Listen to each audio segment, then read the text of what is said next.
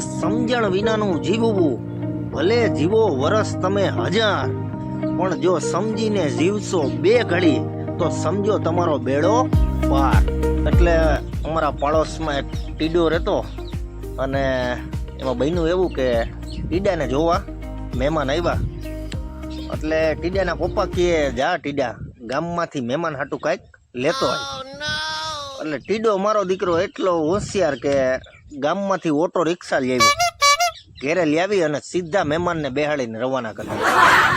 મહેમાન ગયા પછી ટીડાને લાઈટ થઈ કે બાપુજી આ મહેમાન શા માટે આવ્યા હતા.